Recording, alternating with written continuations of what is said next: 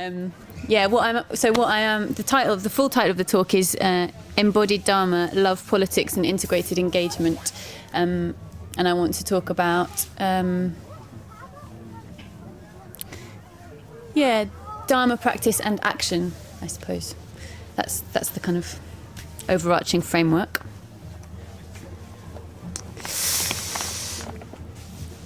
Oy. So, culturally speaking, which is, to talk in generalizations, obviously, there are exceptions, but culturally speaking, I think we come from a sort of history, semi-recent history of quite a lot of disembodiment, sort of disconnect, culture that's kind of prioritized rationality and scientism and objectivism over the kind of other parts of other ways of other kinds of intelligence, like the physical, the emotional, the energetic, the intuitive, all of that stuff. In the words of Julie Nelson, who's a really fantastic economist, she talks about the myth of objectivism, a romantic belief in the possibility of connection-free knowledge from an outside of nature, perspective-free viewpoint. It lauds emotional distance, autonomy, rationality, disinterestedness, and hard knowledge, all of which is a deluded self-conception. So sort of coming from a cultural story of quite a lot of disconnection, not only physical disconnection, also sort of disconnection from others, from other people, sort of atomized erosion of community, post-Thatcherite hyper-individualism, and then at the same time quite often quite a strong disconnect from nature, living in cities and in boxes and not amongst the trees in the way that we might have been at some point in our past as human beings. Quite a strong sort of cultural phenomenon of disconnection. And we, because when we come to practice, we bring that with us. And one of the first things that we start to learn when we start practicing is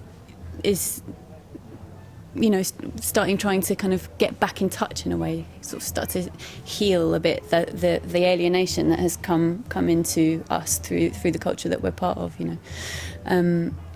and we kind of start learning to meditate, and we get in touch with the body, what's happening, breathing, really important when we first start to meditate, that it's not a mental activity. It's not that I'm kind of trying to meditate with my brain, but that I'm kind of, I'm watching the breath, and it's my whole body breathing. It's there's this sense of the whole body as part of practice, and part of practice, and that's obviously because it's not actually possible to separate the mind and the body, although culture and Descartes and whoever have tried to convince us that is possible. It's they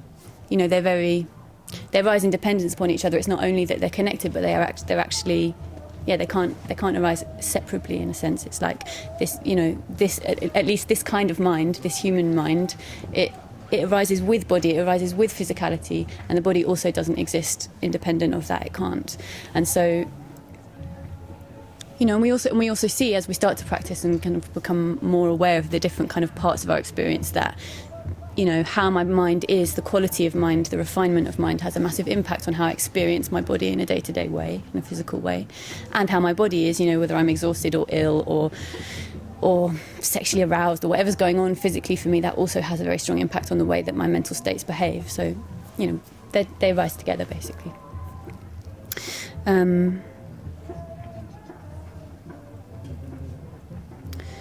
So in that sense, we start kind of, we have to understand, to be able to practice well, we have to understand that embodiment is a necessary part of that, and it's necessary in lots of other ways as well. The importance of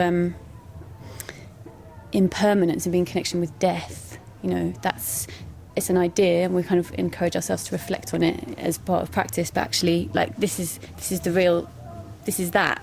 That this is our way of really being in touch with that body. It's it withers and ages and it gets sick, and it's being the real experience of what some of the kind of theory that we read about from practice, we kind of have it here, and so being connected to that is, absolutely essential, I think. It's also the body is also the way that we inhabit. So, maybe when we first come to practice, there can be this sense of, being able to just sort of do it a bit, or I meditate a few times a week. I go to the Buddhist center, whatever. But as we come more and more into practice, we want it to become something more sort of real and significant and effective and transformative in our lives. It has to become something that we're really inhabiting, dwelling within, sort of filling into more and more, bringing more of ourselves into, in that sense. It's not.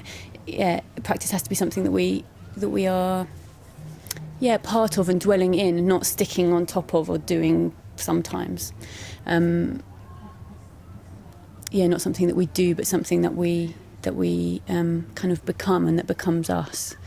And in order to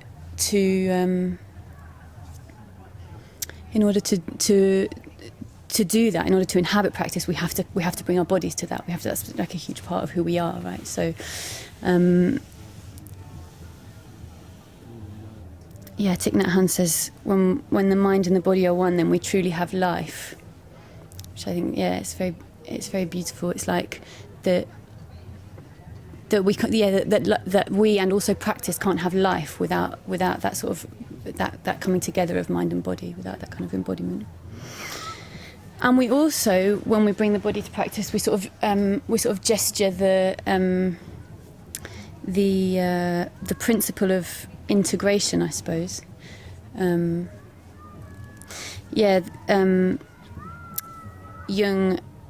Jung's kind of way of understanding the psyche is quite kind of widely accepted now. But this idea that if we sort of push away parts of our experience, then they kind of, it's like we sort of, either through repression or through ignoring, then we build up a bit of a sort of this kind of charge in the psyche. We're kind of pushing things out, and these things, they kind of want to come in, and it kind of goes, and then eventually it sort of jumps out, often shouting louder than before, often in kind of really unhelpful behaviours like addiction or depression or sort of explosions of emotion or whatever. And that actually there's a sort of necessary part of a kind of healthy system whole of a psyche, of a human being, that we kind of bring in, rather than pushing away and ignoring things, that we bring in as much of our experience as we can. We become integrated, we shine kind of light on all the parts of ourselves. And that's a really foundational part of what meditation and practice is, right? It's like, awareness, coming into relationship, turning towards as much as we can of our experience. And obviously the body, if we're coming from a culture that's kind of put some sort of invisible line between the head and the body, there's all this experience happening here that isn't getting integrated in that way. And so as we become more embodied, as we practice more embodiedly, we're gesturing that and practicing that principle of integration.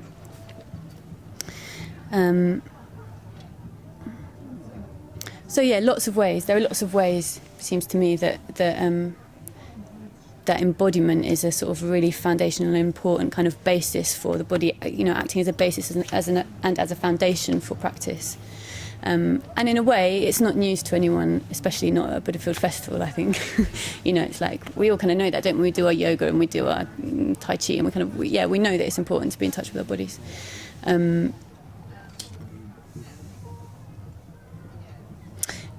But knowing that, if that is the case, I think there are quite a lot of implications to that, which are what I kind of want to explore a little bit.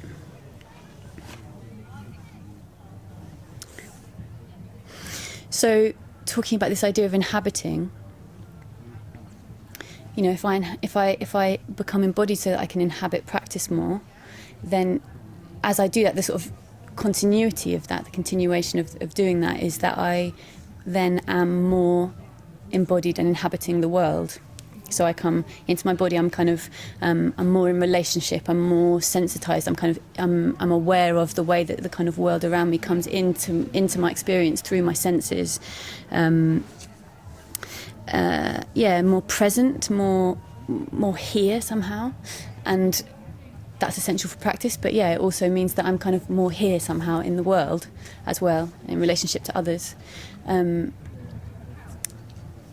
that, you know, there's something about that which speaks of materiality, I suppose.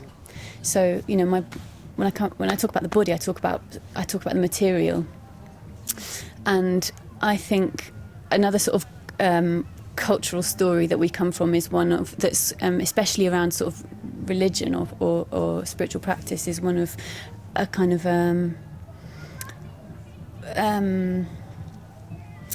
sort of salvationist mentality, you know, sort of Christian capitalist ideas of like, oh, we're going for something better than this. Like what's happening here is not good. There's suffering. There's, you know, or it's, I have to endure it. I have to endure this kind of like, having this body which gets sick and all this stuff because, you know, at some point I'm going to go somewhere. It's going to be better, and we practice on that basis.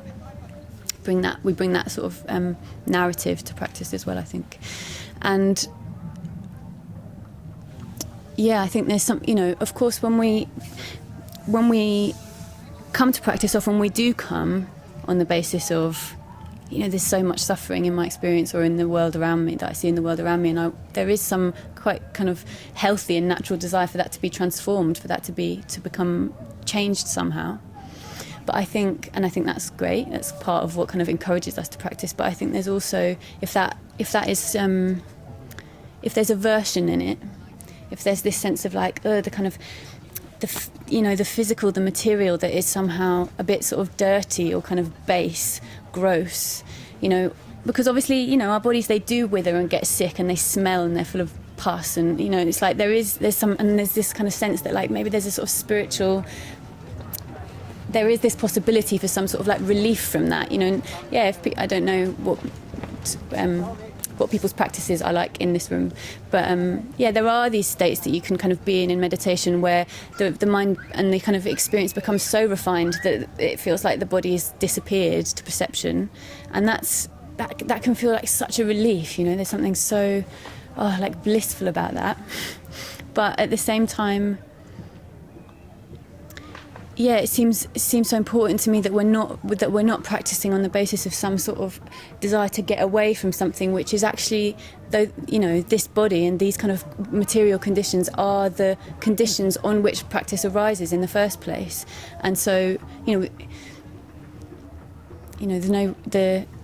first noble truth is suffering exists, and it's like a noble truth. That's like it's necessary. It's a necessary thing. That suffering exists, like allows me to come to practice. It allows me to learn compassion. You know, compassion is kindness meeting suffering.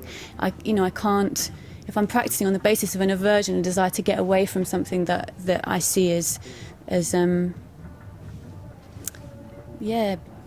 don't know, base somehow. To me that just doesn't gesture the integration that I was talking about in a way.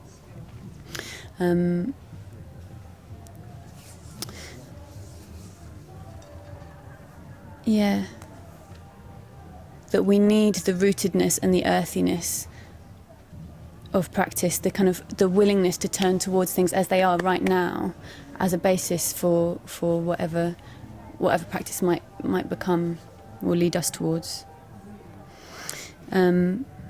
And in that same way, you know, we talk about that in terms of our kind of physical experience. It's sort of, I talk about it in terms of my own body, in terms of the wider body. Then there is also this, the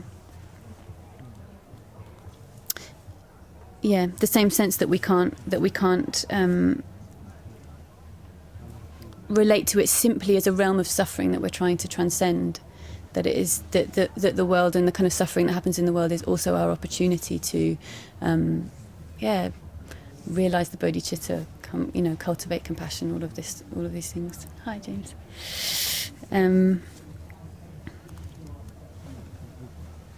so willing in that, then we're again coming towards this. We're coming with this this approach of integration. You know, so what I was saying before about kind of bringing in all the different parts of experience so that we can practice fully. you know, or you can, one way of thinking about it is like an ecosystem. You know, if I have this kind of this being here existing as a sort of ecosystem, all the parts need to be integrated and healthy. And if one part of that ecosystem is not well, then the other parts are not well either. It's kind of it affects the whole. And I'm also part of a much wider system, much this kind of sprawling net of interconnectedness. that means that if there's sickness in that system, me and my practice are also going to be affected by that, and I can't have approach to practice. It seems to me that is kind of somehow withdrawn back and separated from that, as if I can sort of deal with my own experience of suffering as something that is not affected by and conditioned by a culture and a world that is in lots of ways very, very sick. That an approach of integration is something that goes beyond my own sense of turning towards my physical, energetic and emotional experience. It's also something that has to be, I have to be doing that with the wider body as well.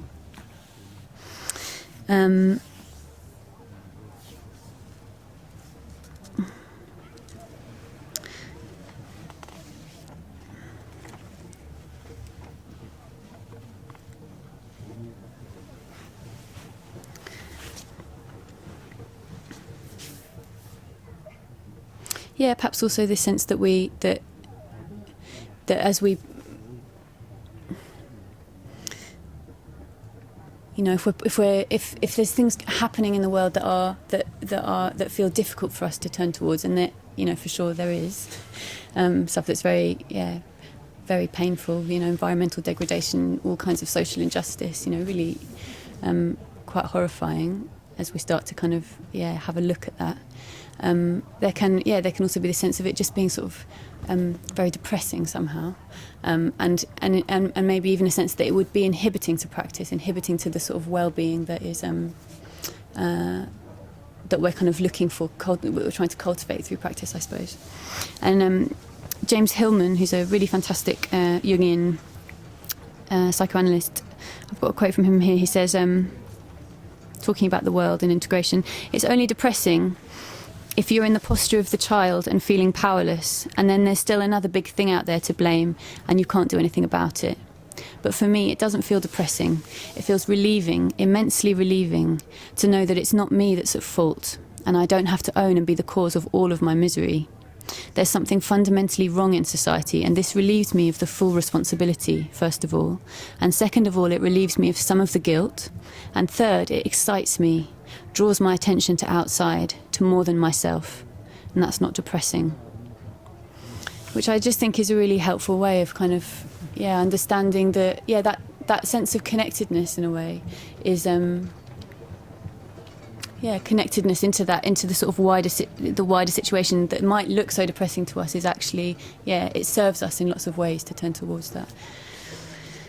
Serves our practice. And that my well-being and the well-being of the whole can't actually be separated out.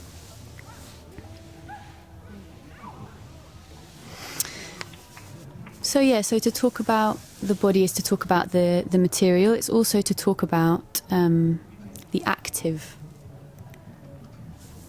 So, you know, there's something about being in the body which has something it feels necessarily active, doesn't it? I do with my body. I kind of act out. I act with my body. And that, you know, that practice can't be a reflective exercise.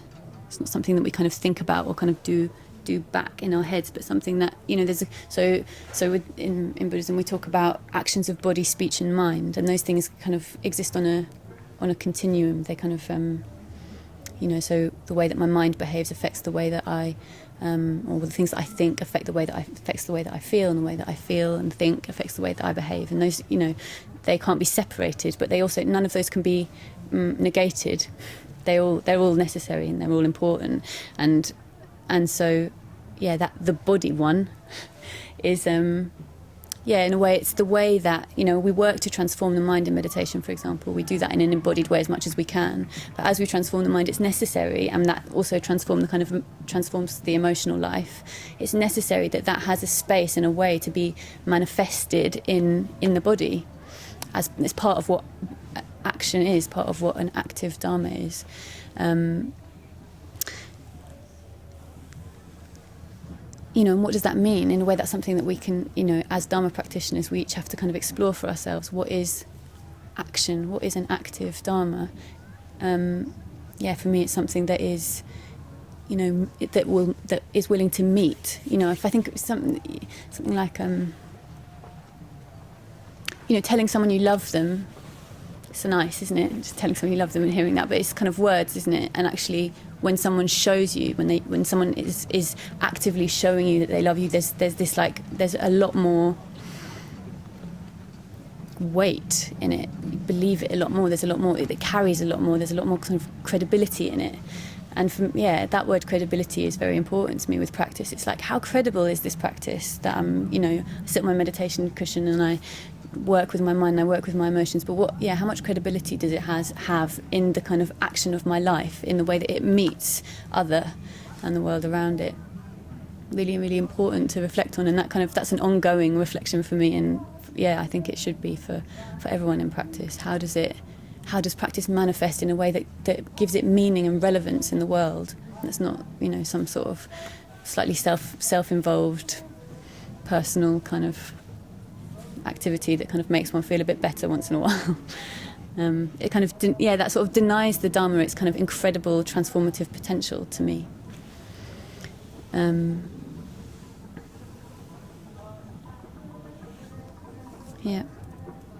was thinking also about, when I was kind of reflecting on this talk, thinking about sort of the imagery, and sort of the imagery in Buddhism, and thinking of kind of the depictions of Buddhas and Bodhisattvas. There's something so embodied about that imagery. These kind of like really, kind of dancing and trampling on the ego, and kind of many arms, and very, that there's something so physical about that imagery to me, and all these kind of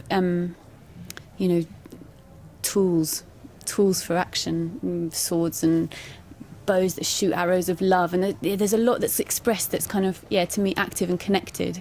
And even I was thinking, like, even the symbol of a meditator, the Buddha in meditation, which we see everywhere now. There's a lot of criticism of Buddhism that is, and quite sort of pertinent criticism, I think, that kind of suggests that it's a very passive, a very sort of, quite a passive activity, passive system. I think Zizek talked about it as the perfect counterpart to capitalism, because it kind of sort of, just people accept the system that's kind of put upon them, and kind of deal with the negative consequences by sort of meditating and dealing with the kind of suffering that comes up around it, kind of thing. Really, very interesting, his critique. But I was, reflecting on it, and kind of, for me, and obviously it's a way of looking, but I do, when I look at the symbol of Buddha in meditation, I don't actually see something passive. It doesn't look passive to me. To me, there's this kind of incredible, fierce immovability. It's like whatever Mara brings, whatever arrows like Mara shoots at him, whatever comes up, he won't move. Like, he will be there in meditation, watching what's coming up, aware of his experience. There's some like incredible strength and fierceness and warriorship in that. I don't see like, I'm just in meditation, I'm passive. And I don't either experience that when I'm meditating. Neither when I'm meditating do I feel, no, I'm just in a nice meditation. There's something there's a kind of strength that's really required, and to be able to meditate well, it seems to me, depending on the day, more or less. But it does feel, to me, there's something very active expressed in that, action as the opposite of active, as the opposite of passive, I mean. So sort of some reflections that I had about that.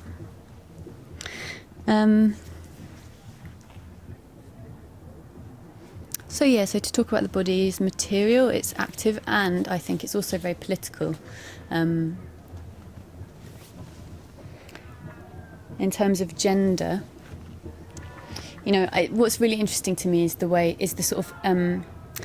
that gender sort of creates an intersection between between practice and politics, because obviously if we're practicing in an embodied way, we're kind of, we're in our bodies, and our bodies are very gendered, and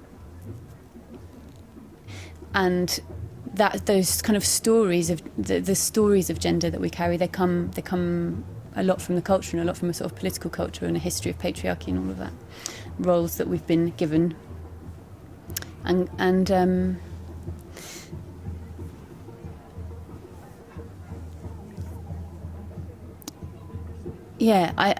for me, there's a.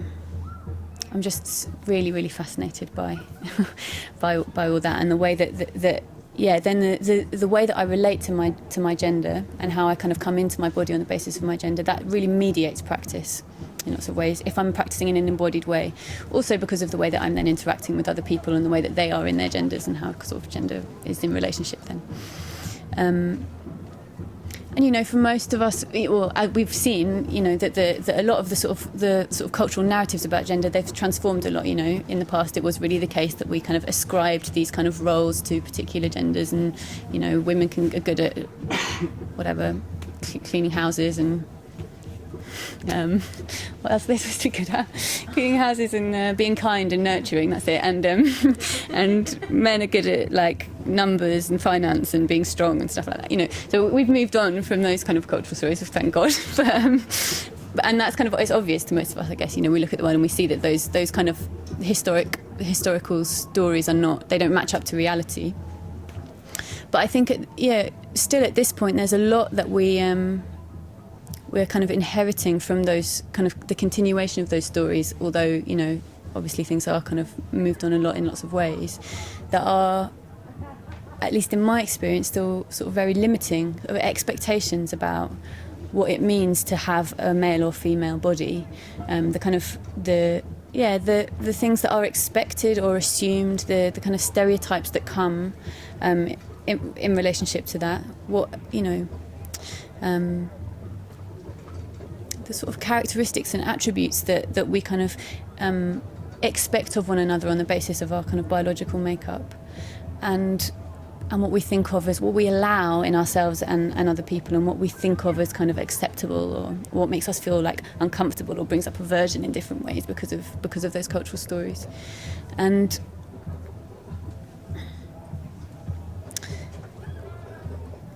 for me, with the premise, the basis of practicing the Dharma is a premise centered around the idea of liberation, freedom to kind of open and become the kind of fullest potential that's available to each of us. And to the extent that we have kind of gendered and cultural stories that limit or inhibit that, well then we're limited and inhibited in our practice, I think, and the sort of the political and cultural environment, mediates and plays a massive role in that. And something that I love about the Dharma, I think, is something that I love, and why I think one of the reasons why I've kind of taken to the Dharma so well is that it does understand the empty nature of things. And so actually I've got a quote from Sangharakshita. He somewhere I wrote it down. He, in the Temples of Buddhism, he talks about spiritual androgyny, and he writes, on the planes of the archetypal form, there's no such thing as sexual dimorphism, i.e. no separation into male and female. The inhabitants of these planes all being what we would call, from the human point of view, androgynous. Spiritual life also consists in a progression from a state of biological and psychological sexual dimorphism to a state of spiritual androgyny. Moreover, since a state of spiritual dimorphism is a state of polarization, tension and projection, it is also a state of discontent. The state of spiritual androgyny, on the contrary, is a state of harmony, relaxation and contentment. Sounds right. Sangharakshita. Yeah. Which sounds really great to me.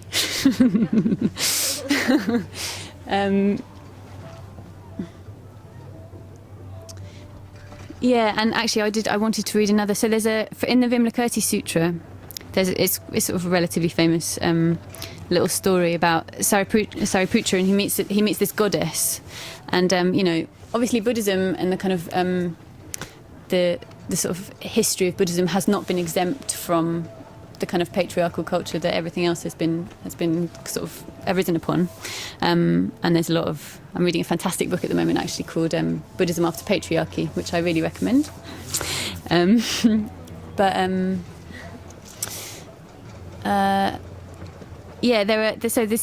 this great story. So Sariputra, he meets this goddess, and he says to the goddess, what prevents you from transforming yourself out of your female state? Because obviously being in a female state was bad. Well, at the time it was kind of thought that you in order to be enlightened you had to have a male body, so there was a lot of sort of hoping and praying that people would get reborn as men or whatever. And the goddess says, although I have sought my female form for these 12 years, I have not found it. Reverend Sariputra, if a magician were to incarnate a woman by magic, would you ask her, what prevents you from transforming yourself out of your female state? And he says, no, such a woman would not really exist, so what would there be to transform? Just so, Reverend Sariputra, all things do not really exist. Now, would you think what prevents one whose nature is that of a magical incarnation from transforming herself out of her female state? Thereupon, the goddess employed her magical power to cause the elder Sariputra to appear in her form and to cause herself to appear in his form. Then the goddess, transformed into Sariputra, said to Sariputra, transformed into the goddess, Reverend Sariputra, what prevents you from transforming yourself out of your female state? And Sariputra, transformed into the goddess, replied, I no longer appear in the form of a male. My body has been changed into the body of a woman. I do not know what to transform. The goddess continued, if the elder could again change out of the female state, then all women could also change out of their female states. All women appear in the form of women in just the same way as the elder appears in the form of a woman. While they are not women in reality, they appear in the form of women. With this in mind, the Buddha said, in all things there is neither male nor female. So, I'm not reading that to sort of negate kind of difference between men and women. There's lots of people, there's a lot of differing understanding of kind of the way that, the extent to which gender arises sort of out of biology and the extent to which it arises out of culture. And, there's a lot of disagreement about that, and you can read all about it if you want to. And I'm not going to go into that anymore. When I sort of reading that, just to kind of point out that, that there is this, to me it's just so important that we understand that, or for me it's so important that I am free to understand gender as empty, in the same way that the Buddha in the Buddha's time, he was ordaining people, monks, into the order, and had kind of emperors and untouchables sitting beside each other because he saw the emptiness of those cultural stories that were being told about people's class or whatever. And there's something incredibly, radical, socially, politically radical about that. And I feel I want the same possibility in the Dharma for me now, that I am. And as practitioners, I think if we are kind of manifesting ourselves and coming into relationship with people in the world on that basis of not bringing sort of limiting assumptions and expectations to people in who they're allowed to be and how they're allowed to kind of manifest themselves, we do something equally radical, I think. We can really exemplify something in that, that we see that class, that race, that nationality, that gender are all those sort of things which are very much in the political sphere, in the political realm, that we exemplify and manifest ourselves as individuals who don't, who see that for what it is. It's there in some ways. It's not like, oh, it doesn't exist, forget about it. It's important that we kind of see it there, and the way that it kind of does mediate an impact upon us in our relationships to each other and in our practice. But that it's not held on to as something real, and it's not kind of forced upon us in any ways. That kind of potential for freedom and liberation in different ways is something that we allow of ourselves and of each other as part of practice.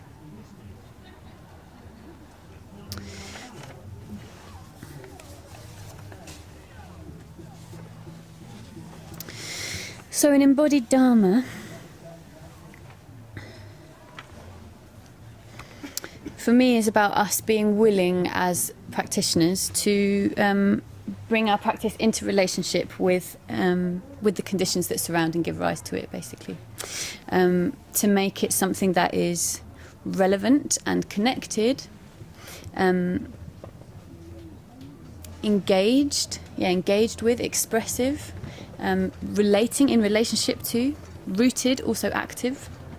And I'm kind of in this talk I've sort of presented that as something necessary, that there's a necessity both in terms of our practice that is connected into a wider story in terms of integration and turning towards the reality of things, and the possibility and capacity for cultivating things like compassion for the arising of the bodhicitta and these things, but also that for the Dharma to be something that is kind of useful and relevant and somehow kind of real, it has to connect. It has to have a way to manifest beyond our own personal experience, or the experience of us and our kind of closed circles of Buddhist friends.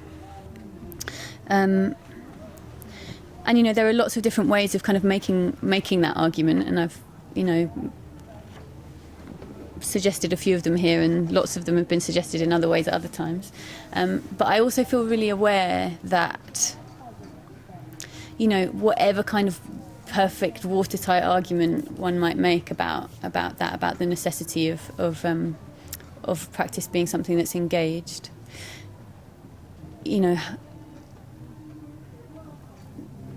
however perfect an argument one might make about that, it feels like there's more required, which is just that there is so much courage that's required actually to turn towards suffering in ourselves and in the world really, really fully. And I guess it can sort of feel that's that the quality of apathy, the experience of apathy, generally that comes from fear. It comes from I turn away because there's fear there in different ways, and overcoming that fear, or having the courage to kind of experience and be in relationship to that fear. It's very challenging, and there's so much of it. Fear of feeling our own pain, fear of fearing the pain of the world, fear of coming into relationship with our complicity of the pain in the world. Every T-shirt I buy was made in a sweatshop somewhere, and every whatever piece of plastic comes into my hand has been, it's very, as we turn towards all of that stuff, we see that we're not separated out from it, and that's really frightening to feel, I think, or it can be really, really a lot of fear in that. Fear that we're impotent, that there's just nothing we can really do about it, we're powerless. Fear that we don't have the material or the inner resources to stay well and kind of resourced and buoyant within that we're not intelligent enough, that we don't understand it well enough. There's so much stuff that can come up and get in the way of our willingness to engage in different ways. But I think actually, as what I feel like in my experience has happened, what I've come to kind of learn through practice and through the experience of practice, and I hope I keep learning it more, is that actually the fear diminishes and the well-being increases when one commits to a life of love, basically, when there's really this willingness to kind of turn away from my own self-interested need to get over what's difficult for me and kind of give, basically, the incredible nourishment that comes from a heart that's compassionate, that can bring kindness into relationship with suffering is just unbelievably nourishing and beautiful, and in a way that kind of the fear and the pain and all of that, it kind of gets transformed and kind of, it's still there, but it gets held by something much more, I don't know, much bigger or deeper or more beautiful or something. That's how it seems to me. And so I thought I'd just end with the words of someone more inspiring than me. A guy called Paul Hawken, who's an ecologist who's written lots and lots of books and done amazing things with his life. He's sort of unceasingly positive, it seems. It's here, and he wrote a book called Blessed Unrest, which is it's a book which basically tries to chronicle as many of the different parts of the movement for sort of social change and positive change that he can. Sort of the suggestion that like there's this kind of really wide movement of people and doing lots of really positive things in the world that we're kind of part of and we're not aware of them. And he was asked to give a speech at the graduation of a bunch of students from a university in America. And it's a really fantastic speech, actually, but there's just a little chunk from it. So he says, "You are brilliant, and the earth is hiring. Here's the deal. Forget that this task of planet saving is not possible in the time required. Don't be put off by people who know what is not possible. Do what needs to be done and check if it was possible only after you've done it. When asked if I am pessimistic or optimistic about the future, my answer is always the same. If you look at the science about what is happening on Earth and aren't pessimistic, you don't understand the data. But if you meet the people who are working to restore this Earth and the lives of the poor and you aren't optimistic, you haven't got a pulse. What I see everywhere in the world are ordinary people willing to confront despair, power, and incalculable odds in order to restore some semblance of grace, justice, and beauty to this world." The poet Adrian wrote, "So much has been destroyed. I have cast my lot with those who, age after age, perversely, with no extraordinary power, reconstitute the world." There could be no better description. Humanity is coalescing. It is reconstituting the world, and the action is taking place in schoolrooms, farms, jungles, villages, campuses, companies, refugee camps, deserts, fisheries, and slums. You join a multitude of caring people. No one knows how many groups and organisations are working on the most salient issues of our day: climate change, poverty, deforestation, peace, water, hunger, conservation, human rights, and more. This is the largest movement the world has ever seen. Rather than control, it seeks connection. Rather than dominance, it strives to disperse concentrations of power. Large as it is, no one knows the true size of this movement. It provides hope, support, and meaning to billions of people in the world. Its clout resides in idea, not in force. It is made up of teachers, children, peasants, business people, rappers, organic farmers, nuns, artists, government workers, fisherfolk, engineers, students, incorrigible writers, weeping Muslims, concerned mothers, poets, doctors without borders, grieving Christians, street musicians, and Buddhas and Bodhisattvas and members of the Buddhafield Festival. Yeah.